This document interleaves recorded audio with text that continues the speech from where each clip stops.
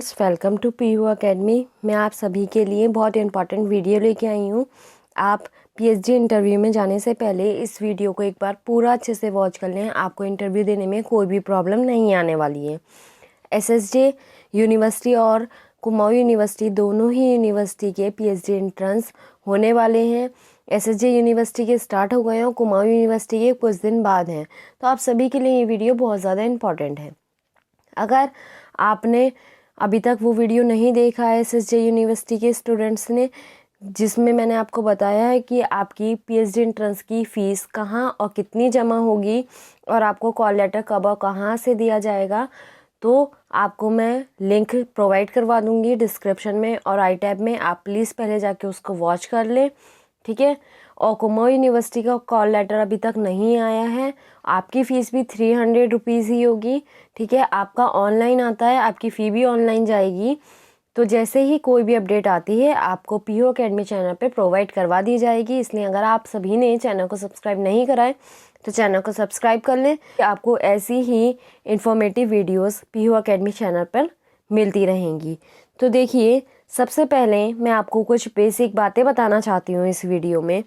जैसे कि 3 टाइप्स के आपको स्टूडेंट्स मिलेंगे जब आप इंटरव्यू देने जाएंगे। जिनके पास स्नोफिस नहीं है, जिनके पास स्नोफिस है और जिनके पास अपना मास्टर का बना हुआ स्नोफिस है। तो तीनों के लिए ही कुछ कंडीशंस हैं, ठीक है। इंटरव्यू इन तीनों कंडीशंस के अकॉर्डिंग ही आपसे क्वेश्चन पुटअप करते हैं। मानिए आपके पास मास्टर का स्नोफिस है और आप उसे लेके इंटरव्यूअर के पास जाते हैं, ठीक है। तो आप वो मास्टर का स्नोफिस कब लेके जाएंगे, ठीक है। अगर आपको ये नहीं पता तो आप अपना इंटरव्यू ख़राब कर सकते हैं। आपको पता भी नहीं चलेगा और आप अपना इंटरव्यू अपने हाथों से ख़राब कर देंगे, ठीक है। आपका सिलेक्शन होना इम्पॉसिबल हो जाएगा, ठीक है। तो सबसे पहले आप मेरी ये बात सुनिए कि 2 कंडीशन फुलफिल करनी ज़रूरी है अगर आप मास्टर का स्नोफिस ले जाने का मन बना बैठी हैं। तो 10 to 15 पेजेस, ठीक है, 10 to 15 पेजेस होने चाहिए आपके में। इससे ज़्यादा पेजेस अलाउड नहीं है। बहुत से बहुत मास्टर्स का बना हुआ है, इसलिए आपको छूट दे दी जाती है 20 पेजेस की। 10 to 15 पेजेस का स्नोफिस होता है। स्नोफिस इससे ज़्यादा नहीं होता है। अगर आपका अराउंड 20 पेजेस है तब भी आप ले जा सकते हैं। इससे ऊपर आप ना लेके जाएं। अगर आप इससे ऊपर लेके जाएंगे तो आपको इंटरव्यूअर से डांट खाने के लिए भी मिल सकती है, ठीक है। तो आपका वहाँ मनोबल जो होगा बिल्कुल टूट जाएगा, ठीक है। आप अंदर से बिल्कुल ही कम वीक पड़ जाएंगे अगर इंटरव्यू ने आपको नेगेटिव रिस्पांस दे दिया स्टार्टिंग में ही। तो आप ऐसे काम ना करें, क्योंकि इंटरव्यू का सबसे पहला आपसे क्वेश्चन ये होगा। अगर आप इससे ज़्यादा पेजेस के स्नोफिस लेके जाते हैं, कई इंटरव्यू का नेचर अपने आप में ऐसा होता है कि वो भाई गुस्सा जल्दी कर जाते हैं। सभी का अपना अपना नेचर होता है। तो कुछ इंटरव्यूअर ऐसे होते हैं जो स्टूडेंट्स को डांट देते हैं कि आपको ये नहीं पता स्नोफिस क्या होता है, आप ये कैसे ले आए, ये स्नोफिस नहीं है, ये स्नोफिस होता है कोई। तो ऐसे क्वेश्चंस आपको सुनने के लिए मिलते हैं। तो आप ऐसे काम ना करें। अगर 10 to 15 पेजेस का है तभी लेके जाएं।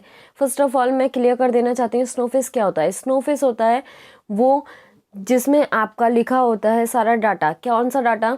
जिस पे आप पीएचडी रिसर्च करने वाले हैं, 3 to 5 ईयर्स जिस पे आप काम करने वाले हैं, जिस टॉपिक पे, वो आपने स्नोफिस में लिख के रखा होता है, ठीक है, ठीक है। तो वो डाटा आपका क्या होता है, स्नोफिस होता है। उसमें आपकी क्या कौन कौन सी डिटेल्स होती हैं कि आपको किस टॉपिक पे रिसर्च करनी है, आप क्या नई रिसर्च करना चाहते हैं, पहले इस टॉपिक पे किस चीज़ को लेकर रिसर्च हुई है, किस किस पॉइंट्स पे रिसर्च हुई है, ठीक है, किसने ये रिसर्च की है और कौन सी सन में ये रिसर्च हुई है, इस पर कौन कौन सी रिसर्च हुई है कौन सी सन में, और अभी तक कितना गैप हो गया है। जैसे कि मानिए ये 2022 चल रहा है और लास्ट आपके टॉपिक की 2017 में रिसर्च हुई है, तो आप ईयर का गैप देंगे उसमें कि इतने ईयर से रिसर्च इस टॉपिक पे नहीं की गई है और अब मैं इस टॉपिक पे इस पॉइंट्स पे, उसमें पॉइंट्स लिखे होते हैं 10 to 12 आप पॉइंट्स देते हैं कि मैं इन पॉइंट्स पे रिसर्च करूँगा या करूँगी, ठीक है।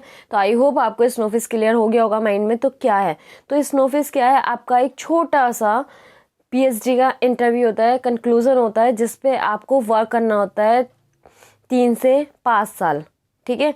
3 से 5 साल आप काम करते हैं। टाइम ड्यूरेशन देखिए आपकी किस हिसाब से बढ़ती है, 3 से 5 साल। मोस्टली 5 साल में आपकी पीएचडी कंप्लीट होती है, क्योंकि रिसर्च करने में काफ़ी टाइम लगता है। हर कोई रिसर्च नहीं कर पाता है, बहुत अच्छे से नहीं कर पाता है। रिसर्च करने में ही आपको बहुत टाइम लग जाता है। अगर आपके शोध गलत हो जाते हैं, आपकी स्नोफिस गलत हो जाती है, तो आपको फिर से करनी पड़ती है, जिसकी वजह से आपकी टाइम ड्यूरेशन बढ़ जाती है और 5 साल हो जाती है। ठीक है, इसलिए मोस्टली आप जब अपने प्रोफेसर से पूछेंगे तब आपको पता चलेगा कि मोस्टली जितने भी प्रोफेसर हैं उन्होंने सब ने 5 साल की पीएचडी कंप्लीट की हुई है। क्यों? क्योंकि 5 साल की पीएचडी में टाइम इसलिए लग जाता है क्योंकि रिसर्च करना कोई मजाक बात नहीं है।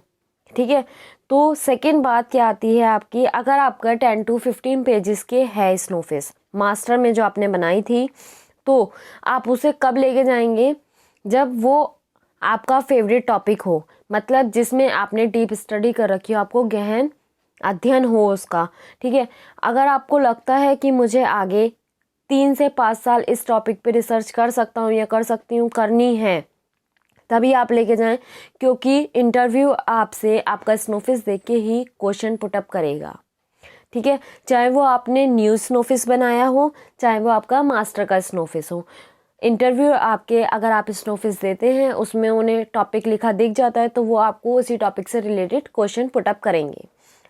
अदर कोई क्वेश्चन पुटअप नहीं करते, वो ज़्यादा आपके टॉपिक के अंदर भी नहीं जाएंगे, डीप नहीं जाते, वो सम बेसिक क्वेश्चंस पुटअप करते हैं। जैसे कि मैं आपको बताती हूँ, आप इस टॉपिक पर ही क्यों रिसर्च करना चाहते हैं, आप इस टॉपिक में क्या नया रिसर्च करना चाहते हैं, इससे पहले इस टॉपिक पर रिसर्च हुए हैं, कितनी बार इस टॉपिक पर रिसर्च हुए हैं, किसने रिसर्च किया है, लास्ट टाइम इस टॉपिक पर कब और क्या रिसर्च की गई थी। तो इस तरह के आपको जनरल क्वेश्चंस देखने के लिए मिलेंगे। तो आप इन सभी के आंसर्स अपने पास लेके जाएं, तो आपका इंटरव्यू बहुत अच्छा जाएगा और आप एकदम इंटरव्यू क्रैक कर देंगे।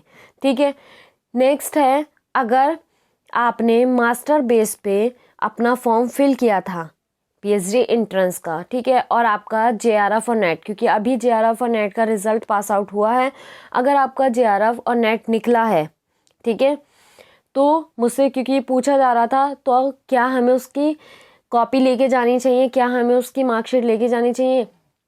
तो यस, बिल्कुल आपको लेके जानी है। ठीक है, आपको उसकी ज़ेरॉक्स कॉपी लेके जानी है, आपको उसका प्रिंट आउट निकालवाना है, अपना सर्टिफिकेट लेके जाना है, सर्टिफिकेट अभी नहीं आया होगा, रिजल्ट लेके जाना है। ठीक है, क्वालिफाइड रिजल्ट लेके जाना है, प्रिंट आउट निकलवाएंगे आप, उसकी ज़ेरॉक्स कॉपी निकलवाएंगे। ज़ेरॉक्स कॉपी आप बाहर काउंटर पे भी सबमिट करेंगे, जो रिसेप्शन होगा वहाँ भी सबमिट करेंगे, और अंदर इंटरव्यूअर के पास भी लेके जाएंगे और उन्हें देंगे। क्योंकि जब वो आपसे आपका इंटरव्यूअर आपका इंट्रोडक्शन लेते हैं, तो आप अपनी क्वालिफिकेशन में उसे भी बताएंगे ऐड करके। ठीक है, तो आप उन्हें अपनी मास्टर की प्लस अपने नेट की प्लस अगर आपका जेआरएफ है तो उसकी मार्कशीट भी उन्हें देंगे। इससे क्या होता है, आपका बहुत अच्छा इंप्रेशन पड़ता है। जैसे कि मैंने आपको बताया, मास्टर के स्टूडेंट्स को एक अलग नज़र से देखा जाता है, जबकि एक नेट और जेआरएफ क्वालिफाइड स्टूडेंट्स को अलग नज़र से देखा जाता है। ये माना जाता है कि नेट और जेआरएफ के स्टूडेंट को रिसर्च की नॉलेज है, वो डीप स्टडी करके आ रहे हैं, वो पढ़ के आ रहे हैं, जबकि मास्टर में सबको पता है कि कोई भी इतनी डीप स्टडी नहीं करता है। ठीक है, जेआरएफ और नेट के लिए आपको डीप स्टडी करना पड़ता है। आर्ट साइड और कॉमर्स में रिसर्च मेथोलॉजी लगाया हुआ है आपके जर्नल पेपर में, तो आप लोगों को पता होगा। ठीक है, अब देखिए, ये सभी के लिए, साइंस साइड वालों के लिए, आर्ट साइड वालों के लिए और कॉमर्स वालों के लिए, सभी के लिए। आप किसी अदर साइड से भी हैं तब भी आपके लिए ये बहुत हेल्पफुल है, क्योंकि इसी तरह के सिमिलर आपका कोई सा भी हो, यही क्वेश्चन आपसे पुटअप किए जाते हैं। अगर आपके पास स्नोफिस नहीं है, ठीक है, ये तो हो गया अगर आपके पास न्यू स्नोफिस है या आपके पास मास्टर की स्नोफिस है, तो आप मास्टर की स्नोफिस कब लेके जाएंगे, क्या क्या कंडीशंस हैं उसकी। अगर आप कंडीशन फुलफिल कर रहे हैं तभी लेके जाएं, अदरवाइज आप ना लेके जाएं, आपका इंटरव्यू स्पॉइल हो सकता है। ठीक है, आपको इंटरव्यू में से निकाला जा सकता है, रिजेक्ट किया जा सकता है। इससे अच्छा है कि आप स्नोफिस ना लेके जाएं, आप ऐसे ही जाएं। ठीक है, अपनी मार्कशीट सभी लेके जाएंगे, डॉक्यूमेंट्स की वीडियो मैंने बना दी थी, आप वो भी देख सकते हैं। सब कुछ अच्छे से वेल प्रिपेयर्ड होके जाएंगे, जिससे आपको किसी भी चीज़ का एट लास्ट मोमेंट पे स्ट्रेस ना हो। ठीक है, अगर आपके पास स्नोफिस नहीं है तब आप उस कंडीशन में क्या करेंगे, तो आपसे देखिए किस तरह के क्वेश्चन पुटअप किए जाएंगे। सबसे पहले जैसा कि आपका इंट्रोडक्शन पूछा जाएगा, आपसे पूछा जाएगा कि आपने इसी यूनिवर्सिटी को क्यों सिलेक्ट किया, तो ये 2 क्वेश्चन लेके जाइएगा। आपसे पूछा जाएगा आप पीएचडी क्यों करना चाहते हैं, पीएचडी में क्या होता है, तो आप बताएंगे कि पीएचडी में रिसर्च करनी होती है, मुझे ये सब्जेक्ट, आपका जो भी सब्जेक्ट होगा जैसे कि हिंदी, संस्कृत, मैथमेटिक्स, साइंस, जो भी आपका सब्जेक्ट है, फिजिक्स, केमिस्ट्री, तो आप बताएंगे कि मेरा ये सब्जेक्ट है और मुझे ये सब्जेक्ट बहुत ज़्यादा पसंद है और मुझे इसका ये टॉपिक पसंद है और मैं इस पर रिसर्च करना चाहता हूँ, आगे कुछ करना चाहती हूँ, ये करना चाहता हूँ, इसलिए मैं पीएचडी करना चाहता हूँ। ठीक है, तो आप बता देंगे। फिर वो आपसे पूछेंगे या आपसे डायरेक्ट इस तरह भी क्वेश्चन पुटअप हो सकता है कि आपकी सब्जेक्ट क्या है और आपको कौन सा टॉपिक पसंद है और आप किस टॉपिक पे रिसर्च करना चाहते हैं। तो देखिए, आप स्नोफिश लेके जाएंगे तो आपसे टॉपिक से रिलेटेड उन्हें पता चल जाएगा आपकी स्नोफिश पढ़ते ही, तो वो आपके पुटअप कर लेंगे। आप स्नोफिश नहीं लेके जाते तब भी आपसे टॉपिक के ही क्वेश्चन मुंह से पुटअप किए जाते हैं। ठीक है, इसीलिए कुमाऊं यूनिवर्सिटी ने स्नोफिश कंपलसरी नहीं कर रखी है, क्योंकि वहाँ के इंटरव्यूअर को पता है, वो उस तरह से वेल प्रिपेयर्ड रहते हैं कि आपसे टॉपिक उन्हें पूछना है कि आप किस पे रिसर्च करना चाहते हैं। आप 3 से 5 साल अपना टाइम देंगे तो आप किस टॉपिक पे रिसर्च करने के काबिल हैं या नहीं है। इंटरव्यू में उनका मेन मकसद क्या होता है, आपको सिलेक्शन का उनका मेन मकसद ये होता है, बस वो बच्चों की काबिलियत को जज करते हैं, क्या ये काबिलियत रखते हैं रिसर्च करने की, क्या ये इंटरेस्टेड हैं। अगर आपने दिखाया कि आप अपने सब्जेक्ट में इंटरेस्टेड ही नहीं है, अगर आप कोई टॉपिक भी नहीं बता पाए, डेट मीन्स कि आप अपने सब्जेक्ट का कोई नॉलेज नहीं रखते, आप इंटरेस्टेड नहीं हैं, तो आप कैपेबल नहीं हैं। ठीक है, आप समझ रहे होंगे इस चीज़ को। तो मेन मकसद क्या होता है उनका, आपको परखना। वो डीप नहीं जाते हैं, ज़्यादा डीप नहीं जाएंगे, लेकिन वो क्वेश्चंस पे क्वेश्चंस पुटअप करते हैं। वो देखते हैं बच्चा कितना, स्टूडेंट, जैसे कि हमारे कॉलेजेस के बारे में भी होता था कि कितना ज़्यादा नॉलेजेबल है, तो आपकी नॉलेज की यहाँ टेस्ट होता है। इसीलिए इंटरव्यू रखा जाता है कि आप 3 से 5 साल किसी चीज़ पे, अपने सब्जेक्ट पे काम करने के काबिल हैं या नहीं है। अगर उन्हें लगता है तो आपका सिलेक्शन पक्का है। ठीक है, तो आप एक टॉपिक माइंड में लेके जाएंगे। आप टॉपिक कैसे सिलेक्ट करना है, फर्स्ट ऑफ ऑल मैं आपको बता देना चाहती हूँ कि टॉपिक कोई आपको नहीं बता सकता, आपको खुद आपके अंदर से निकलना चाहिए। आपको खुद पता होगा कि आपका टॉपिक क्या है। कैसे पता चलेगा, सबकी अपनी फेवरेट सब्जेक्ट होती है। ठीक है, मास्टर, अगर आप पीएचडी करना चाहते हैं तो आपने किसी के कहने पे मास्टर्स नहीं करा होगा, अपने आप मास्टर करा होगा, अपनी पसंद के सब्जेक्ट से मास्टर करा होगा। आपने जिस सब्जेक्ट में मास्टर किया है, ऐसा होता है हमेशा कि हमें कोई ना कोई टॉपिक उसमें पसंद होता है जिसमें हमें लगता है कि हम इस पे काम भी कर सकते हैं, हम काम कर लें, तो ऐसा आप टॉपिक अपना सिलेक्ट करें। ठीक है, अब आप कैसे सिलेक्ट करेंगे कि वो रिसर्चेबल है या नहीं है। हर टॉपिक रिसर्चेबल नहीं होता। ठीक है, सबसे पहले आप ये जानिए, आपको ढूंढना पड़ेगा क्या आपने जो टॉपिक सिलेक्ट किया है वो सही है, रिसर्चेबल है या नहीं है। ठीक है, तो इस तरह के कुछ काम करने पड़ते हैं। तो आप ये कहाँ सर्च कर सकते हैं, गूगल स्कॉलर्स पे, आपको national digital library of India पे भी आपको थीसिस स्नोफिश मिल जाएंगे, आपको शोध गंगा पे भी मिल जाएंगे। अगर आपने अदर वीडियोस देखी होंगी तो आपको इन तीनों का नाम पता होगा। काफ़ी वेबसाइट्स भी हैं, IEEE एक्सप्लोर वेबसाइट भी है जिस पे आपको थीसिस मिल जाएंगी। तो देखिए, आपको ज़्यादा नहीं जाना। अगर आपने स्नोफिश नहीं बनाया, आपके पास बहुत कम टाइम है, ठीक है, तो आप एक टॉपिक लीजिए जो आपको पसंद है, जो आपका स्ट्रॉन्ग है, जिस पे आपने डीप स्टडी की हुई है, आप वो टॉपिक लेके जाइए। फ़र्क नहीं पड़ता उस पर हुई है या नहीं हुई है रिसर्च, आप लेके जाइए टॉपिक, अगर आपके पास टाइम नहीं है। लेकिन अगर आपके पास टाइम है तो प्लीज़ मेहनत करिए और सारे आंसर अपने पास लेके जाइए। ठीक है, लेकिन टाइम नहीं है कोई नहीं, लेकिन टॉपिक ज़रूर लेके जाइए। ठीक है, टॉपिक ज़रूर लेके जाइए। अब टॉपिक आप लेके जाएंगे, ठीक है, आप ऐसे ही टॉपिक लेके जा रहे हैं तो वो कहेंगे कि आप रिसर्च कर सकते हैं, तो आपको रिसर्च मैथोलॉजी से रिलेटेड क्वेश्चन पूछे जाएंगे। तो इसलिए आपको रिसर्च मैथोलॉजी पता होना ज़रूरी है। वो रिसर्च मैथोलॉजी से रिलेटेड आपसे कैसे क्वेश्चन पुटअप करेंगे, तो रिसर्च मैथोलॉजी इससे रिलेट कैसे करेंगे, तो वो रिलेट इस तरह करते हैं। आपने कोई रैंडम टॉपिक ले गए, आपको डीप नॉलेज है, उसकी डीप नॉलेज है, लेकिन आपको नहीं पता कि वो रिसर्चेबल है या नहीं है, तो वो पता चलता है आपको रिसर्च मैथोलॉजी के स्टेप से। ठीक है, 5 स्टेप होते हैं, तो उन स्टेप को अगर आपका टॉपिक क्लियर कर देता है, फुलफिल कर देता है, दैट मीन्स कि आपका टॉपिक रिसर्चेबल है। अगर वो फुलफिल नहीं कर पाता है उन कंडीशन को, दैट मीन्स कि वो रिसर्चेबल टॉपिक नहीं है। ठीक है, आपको लगा था आप काम कर सकते हैं, हो सकता है, लेकिन ऐसा पॉसिबल नहीं है। आपने जो क्वेश्चन लिया है, जो आपने टॉपिक उठाया है कि ये ऐसा क्यों है, तो वो गलत है। ठीक है, वो आपने गलत लिया है, इसलिए रिसर्च मेथोलॉजी काम आती है। लेकिन अगर आप काम कर सकते हैं, आपके पास टाइम है, तो आप टॉपिक लीजिए, आप पहले ही चेक कर लीजिए कि वो रिसर्चेबल है या नहीं है। जैसे मैंने आपको वेबसाइट गूगल स्कॉलर्स, शोधगंगा और नेशनल डिजिटल लाइब्रेरी बताई है, तो इन पे आप चेक कर सकते हैं अपने सीनियर्स की, जो आपके प्रोफेसर वगैरह होते हैं और सीनियर्स होते हैं और जिन्होंने भी आपके टॉपिक से रिलेटेड रिसर्च किया, आपको थीसिस उनके स्नोफिस वगैरह यहाँ मिल जाएंगे। ठीक है, तो आप उन्हें पढ़ना शुरू करिए, उन्हें पढ़िए, आपको बहुत हेल्प मिलेगी उनसे।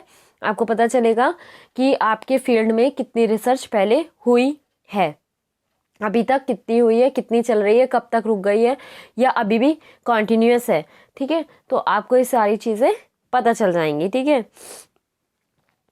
अगर आप ये सब ढूंढने में कामयाब हो जाते हैं तो आप इन सभी के आंसर लें कि आप इस टॉपिक पे रिसर्च क्यों करना चाहते हैं, आप इस टॉपिक में क्या नया रिसर्च करना चाहते हैं, इससे पहले इस टॉपिक पे क्या रिसर्च हुई है, किसने की है, लास्ट टाइम इस टॉपिक पे कब और क्या रिसर्च हुई है, अभी भी इस पे रिसर्च हो रही है या नहीं हो रही है, और आप क्या नया रिसर्च करना चाहते हैं।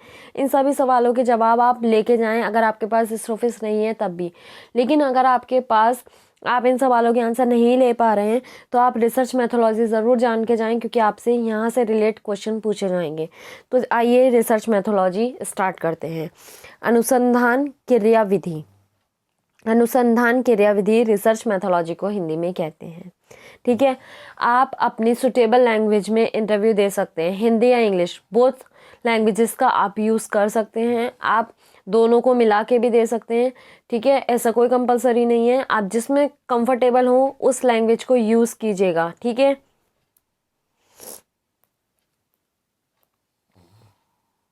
देखिए सबसे पहला रिसर्च मेथोलॉजी का स्टेप होता है परसीव क्वेश्चन, प्रश्न को समझें। सबसे पहले आपको एक टॉपिक सिलेक्ट करना है, उस टॉपिक में भी सब टॉपिक सिलेक्ट करना है कि आपको रिसर्च किस चीज़ पे करनी है, मेन फोकस किस चीज़ पे है, आपका किस की पॉइंट पे आपका फोकस है। तो कोई ना कोई कीवर्ड आपको ज़रूर मिलेगा जिस पे आपको रिसर्च करनी है। ठीक है, कि ऐसा क्यों होता है, हम ऐसा पढ़ते हैं, हम बचपन में भी पढ़ते हैं, हमारे दिमाग में बहुत होता है कि ऐसा क्यों हुआ, ये यहाँ क्यों हुआ, ये ऐसा क्यों हुआ है। हर सब्जेक्ट में ऐसी क्वायरीज हमेशा हमारे सामने आती है कि ऐसा क्यों हुआ है। तो आपने ऐसा कोई क्वेश्चन ले लिया कि ऐसा क्यों हुआ है या ऐसा क्यों हो रहा है, या आपने माना, आपने देखा कि कुछ ऐसा भी हो रहा है, या आपकी कुछ मान्यता, आपने कुछ सोचा। जैसे मैं कोई पॉसिबिलिटीज़ लेती हूँ, मैं किसी सब्जेक्ट से रिलेटेड नहीं ले रही, मैं जनरल ले रही हूँ, आप समझिएगा इस चीज़ को। सपोज़ बच्चों के लिए, स्टडी के लिए आजकल फ़ोन बहुत ज़्यादा इम्पॉर्टेंट हो गया है। ठीक है, आप जैसा कि जानते हैं कि ऑनलाइन स्टडी के लिए फ़ोन बहुत ज़्यादा इम्पॉर्टेंट हो गया है। आजकल सभी पेरेंट्स ने अपने स्टूडेंट्स को फ़ोन दिलवा दिया है स्टडी के लिए। तो पेरेंट्स को लगता है कि स्टूडेंट्स को स्टडी के लिए फ़ोन दिलवाया है, उन्होंने बहुत अच्छा करा है, हमारे बच्चे बहुत अच्छे से फ़ोन से स्टडी कर रहे हैं। लेकिन मेरा मानना है उसी चीज़ पे कि बच्चे फ़ोन से बिगड़ रहे हैं।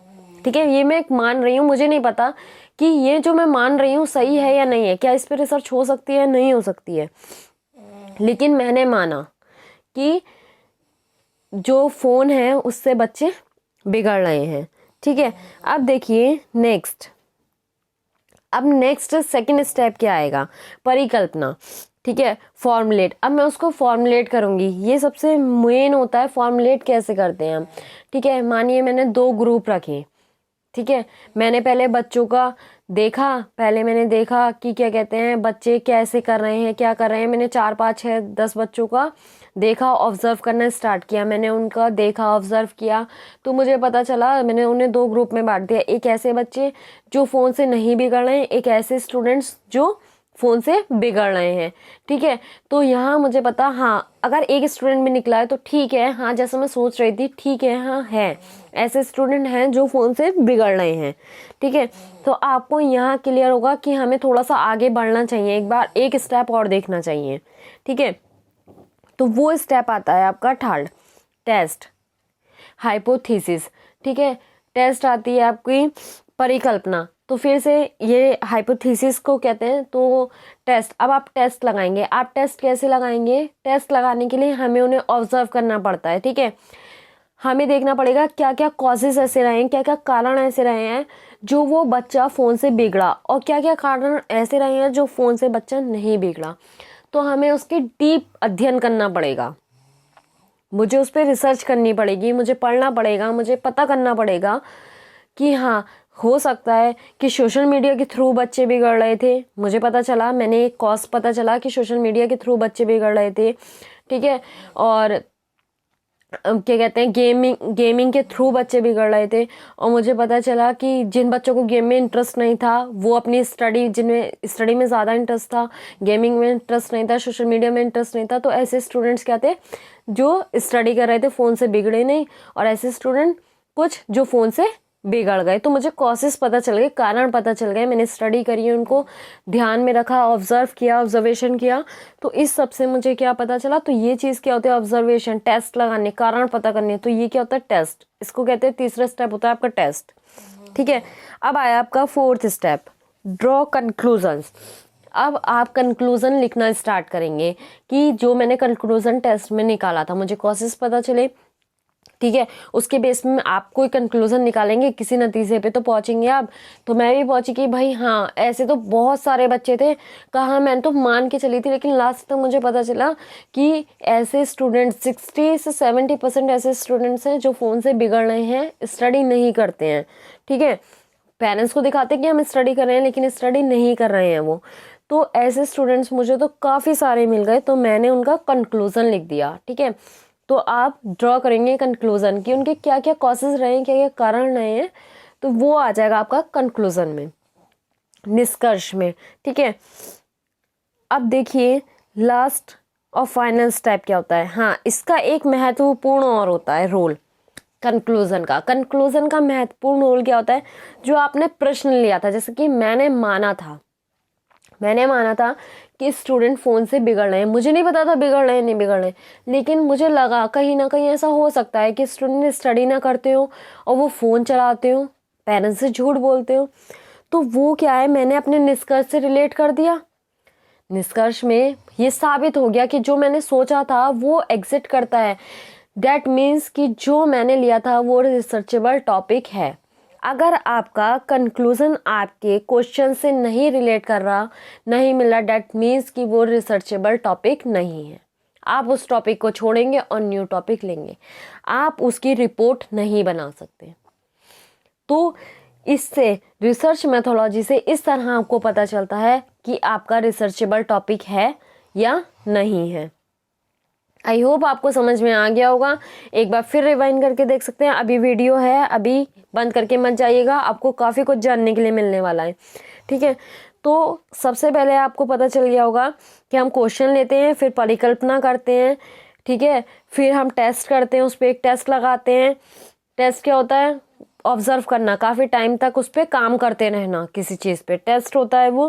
फिर ड्रॉ, कुछ ना कुछ कंक्लूजन निकलेगा। आपने भाई काम करा 10 दिन, 12 दिन, 15 दिन, 1 हफ्ता, 2 महीने, तो जितने भी दिन आपने काम करा तो एक निष्कर्ष कंक्लूजन निकला होगा आपका। तो वो कंक्लूजन आपका अगर आपके क्वेश्चन से रिलेट कर रहा है, डैट मीन्स कि आपका क्वेश्चन सही था, नहीं तो आपका क्वेश्चन रॉन्ग था, ठीक है। तो वो रिसर्चेबल टॉपिक नहीं है। अगर आपका निष्कर्ष से रिलेट नहीं कर रहा, अगर आपका निष्कर्ष से रिलेट कर रहा है, डैट मीन्स कि आपका रिसर्चेबल टॉपिक है, आपने कुछ न्यू रिसर्च कर दिया, कॉन्ग्रेचुलेशन, आप सक्सेस हो गए। जो आप लेके चले थे आप उसको प्रूफ कर पाए, ठीक है। तो देखिए, अगर आप प्रूफ करने में कामयाब हो जाते हैं तब आप रिपोर्ट बनाते हैं, आपकी फाइनल स्नोफेस बन के तैयार होती है, थीसिस बन के तैयार होती है, रिपोर्ट रिजल्ट बनता है। उसके बाद आप रिपोर्ट और रिजल्ट बनाना उस टॉपिक पे शुरू करते हैं, रिपोर्ट, परिणाम। तो आपका कंक्लूजन बन गया, आपको फाइनल आंसर मिल गया कि ये टॉपिक आपका रिसर्चेबल है। अब आप पूरी पीएचडी में उस पर काम करना स्टार्ट करेंगे, ठीक है। तो यही 5 प्रोसेस आपसे पूछे जाएंगे, तो आप इसका नाम याद कर लें। और जिस तरह मैंने आपको थोड़ा सा एग्जांपल बताया है, आप इस तरह अपनी सब्जेक्ट से रिलेट करके, अपने टॉपिक से रिलेट करके इसको वहाँ इंटरव्यूअर के आगे बोलेंगे, ठीक है। आई होप कि ये वीडियो आप लोगों के लिए बहुत ज़्यादा हेल्पफुल रही होगी, आप सभी को समझ में आ गया होगा। अगर अभी भी कोई कन्फ्यूज़न है, समझ में नहीं आया, आप मुझे कमेंट बॉक्स में कमेंट करके बता सकते हैं, मैं पूरी कोशिश करूँगी आप लोगों का रिप्लाई देने का। और अभी एक चीज़ और रह गई है, टाइप्स और पूछे जाते हैं, तो टाइप्स की मैं सेपरेट वीडियो बनाऊँगी। क्यों बनाऊँगी, क्योंकि टाइप्स क्या होता है मैं आपको मेन टाइप्स बताऊँगी। 14 टाइप्स होते हैं, लेकिन वो सबके लिए यूज़फुल नहीं होते हैं। आर्ट साइड वालों के लिए कुछ टाइप्स होते हैं, कॉमर्स के लिए कुछ और साइंस साइड के लिए कुछ, और कुछ टाइप ऐसे होते हैं जो तीनों के लिए कॉमन होते हैं। तो कुछ मैं इंपॉर्टेंट ही आपको टाइप्स बताऊंगी, 14 टाइप्स होते हैं। तो मैं उसके लिए लेंथ की ज़्यादा वीडियो, इसलिए मैं सेपरेट वीडियो बनाऊंगी।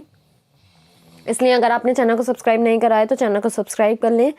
और आप सभी को आपके पीएचडी इंटरव्यू के लिए बेस्ट ऑफ लक। और मैं आप भगवान से प्रार्थना करूंगी, मैं आप सभी के लिए प्रेयर करूंगी कि आप सभी का सिलेक्शन हो जाए और आपका इंटरव्यू बहुत अच्छे से जाए। आपका अगर किसी का फर्स्ट इंटरव्यू एक्सपीरियंस है तो आपका बहुत अच्छा एक्सपीरियंस जाए, ठीक है। आपका जो भी एक्सपीरियंस आपके इंटरव्यू में रहेगा प्लीज़ मेरे साथ शेयर कीजिएगा। मैंने आपको व्हाट्सअप नंबर और ईमेल आईडी दोनों दी है, आप इसका स्क्रीनशॉट ले लीजिए। आप अपने वीडियो बना के, ठीक है, आप जैसे इंटरव्यू देंगे आप अपनी वीडियो बना के उसकी क्लिप मुझे व्हाट्सएप पे सेंड कर सकते हैं। अगर आप अपना फेस के साथ वीडियो नहीं देना चाहते तो आप अपनी वॉइस मुझे सेंड कर सकते हैं, ऑडियो वॉइस की क्लिप आप मुझे सेंड कर सकते हैं। तो आप मुझे व्हाट्सएप पे अपना एक्सपीरियंस ज़रूर शेयर कीजिएगा कि आपका किस सब्जेक्ट का इंटरव्यू था, आपका क्या नाम है, आप कहाँ से हैं, ठीक है। और आप ये भी नहीं बताएंगे कहाँ से हैं, कोई बात नहीं है, आप बस अपना नाम, अपनी सब्जेक्ट और आपका फर्स्ट एक्सपीरियंस कैसा रहा प्लीज़ मेरे साथ ज़रूर शेयर कीजिएगा। आपका इंटरव्यू कैसा हुआ, कैसा नहीं हुआ, फिर मैं आपको बताऊंगी कि आपका सिलेक्शन आपने कैसा दिया। आप पूरा ट्रूली बताइएगा आपका सिलेक्शन कितने % चांसेस हैं कि हो जाएगा। आप ज़रूर मेरे साथ अपनी क्लिप्स शेयर कीजिएगा, ठीक है। तो गाइज़ प्लीज़ आप भूलिएगा नहीं, आप अपनी वीडियो या ऑडियो वॉइस मुझे व्हाट्सएप पे सेंड कर सकते हैं। आप जैसा भी आपका एक्सपीरियंस रहेगा आप डरिएगा मत, बहुत अच्छे से दीजिएगा, आपको मेरी वीडियोस बहुत हेल्प करेंगी, ठीक है। आप अच्छे से इंटरव्यू दीजिएगा, आपका ज़रूर सिलेक्शन हो जाएगा। और मुझे क्लिप्स देना ना भूलिएगा, क्योंकि ऐसे ही मैं आगे भी और स्टूडेंट्स की हेल्प करने वाली हूँ। तो उसके लिए मुझे आप लोगों से बहुत सारी इंस्पिरेशन और बहुत कुछ जानने के लिए मिलेगा कि इस बार इंटरव्यू कैसे थे और उन्होंने कैसा इंटरव्यू लिया, उन्होंने क्या क्या क्वेश्चन पुटअप करे। इसके लिए मुझे आपकी क्लिप्स की नीड होगी। प्लीज़ आप लोग मुझे अपने क्लिप्स ज़रूर प्रोवाइड करवाइएगा। मैं आपको बताऊंगी कि इस बार के इंटरव्यूअर कैसे थे पिछली बार के इंटरव्यूअर से, और बहुत कुछ मुझे भी जानने के लिए मिलेगा, आप लोगों को भी मेरे से जानने के लिए मिलेगा, ठीक है। इसलिए अपनी क्लिप ज़रूर शेयर कीजिएगा and please more share this video, क्योंकि इस वीडियो से आपके थ्रू जितने स्टूडेंट्स की हेल्प हो पाए उतना अच्छा है, ठीक है। Thanks for watching.